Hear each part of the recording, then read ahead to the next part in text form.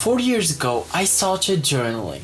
You can see here in this journal that I journaled in last year. So in this video, I'm going to share with you all of the tips that I gained over the 4 years based on my personal experience and also all of the research that I did over the 4 years. So let's break it down to 3 practical steps.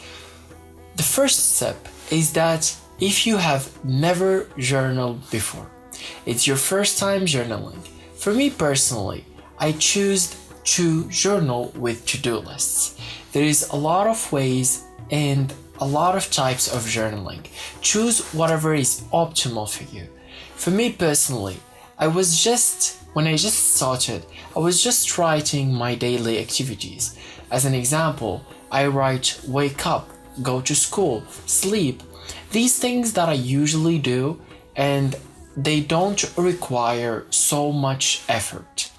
And like this, over the time, when I built that habit, then I started adding more details and also going based on my to-do lists, doing my daily tasks.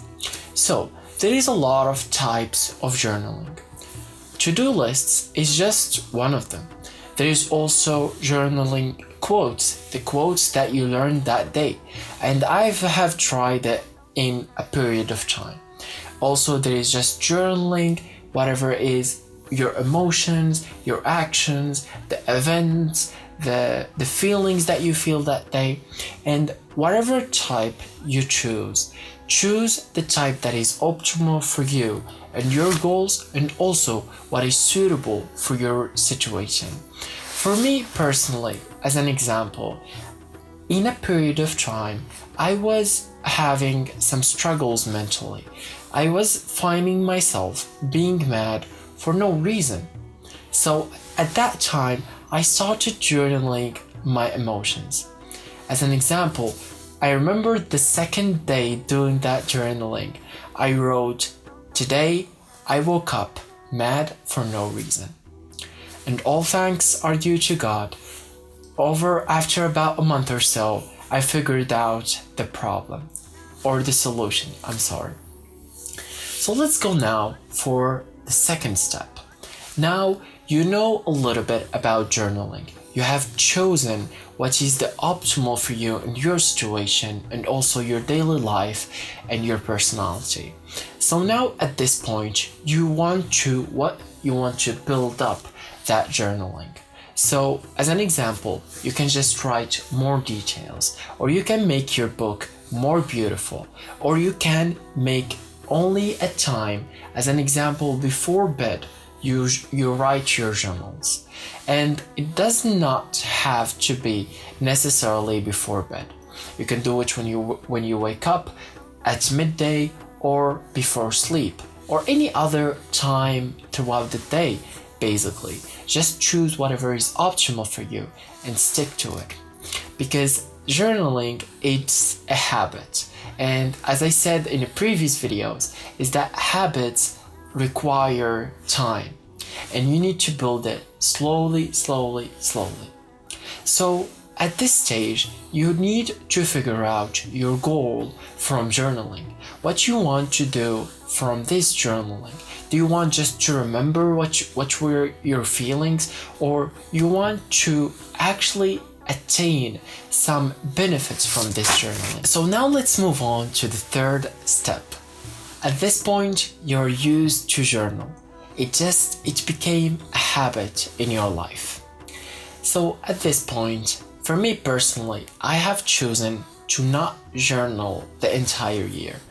I journal some precise periods of my year, and also there's other periods that I don't like journaling. I like just to feel free throughout the day. Of course, it doesn't mean that you do not do anything throughout those days. That is absolutely not true, but having that free time, for me personally, I feel like I give that journaling its worth. And when I journal, I give it its full time and its full focus. And this is just for me personally. But absolutely don't do this if you are in the first or the second step, because at that time you're not used to journaling. And if you go back and forth with journaling, usually that is just a shortcut, and you are not journaling anymore after that. So when you feel comfortable with journaling, probably after a year or two of journaling, you can go on and off with journaling. As an extra tip, usually you are not going to go back to those old journals. So this is a misunderstanding, and a lot of people dream about going back to their journals.